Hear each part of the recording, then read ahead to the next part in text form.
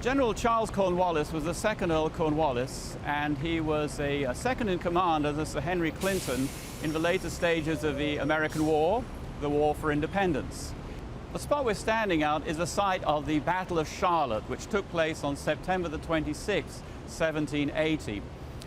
Cornwallis was bringing up the British Army. Now, his plan was to go from Charlotte up through Salisbury to Hillsborough, which is near modern-day Raleigh, and then down and connect with the Loyalists in Cross Creek near modern-day Fayetteville. And in this way, his plan was to connect with the Loyalists, reassert royal control, and bring the colonies, the southern colonies, back to the Crown. Now, this is Tryon Street here, and he probably came up Tryon Street. He'd been in the Waxhaws for a while because his army got sick, and he came up and got to this spot here. Right here, in the center of trade and Tryon, there was a courthouse. Now, the courthouse was a frame building which was raised up on pillars.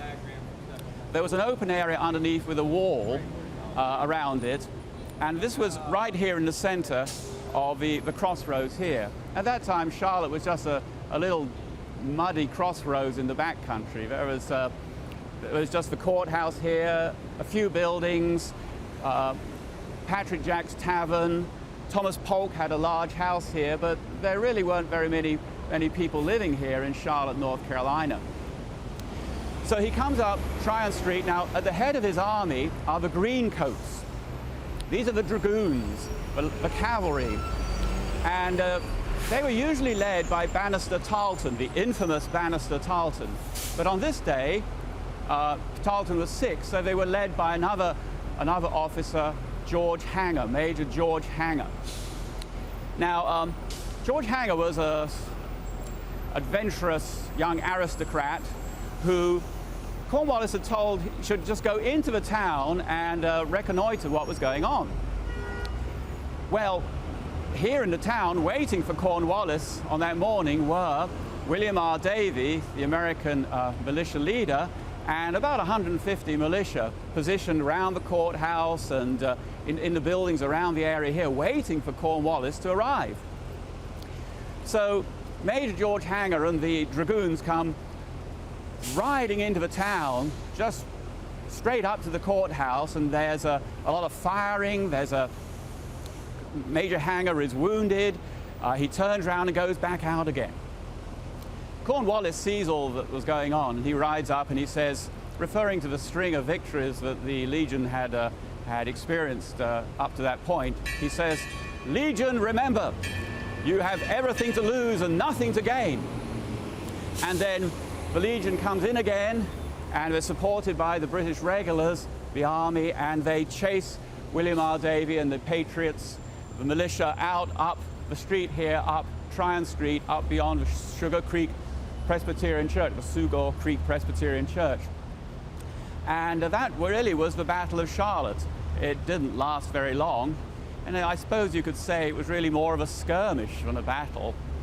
And it rather depends which side of the story you read in regard to how many casualties there were. But anyway, after the battle, Cornwallis sets up Charlotte as his headquarters.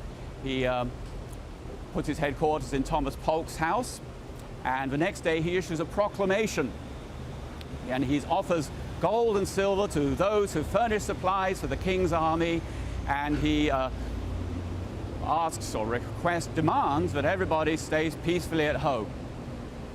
And well, the trouble was, by 1780, the situation had gone a long way beyond any chance of being able to re-establish royal control successfully here in Charlotte, North Carolina.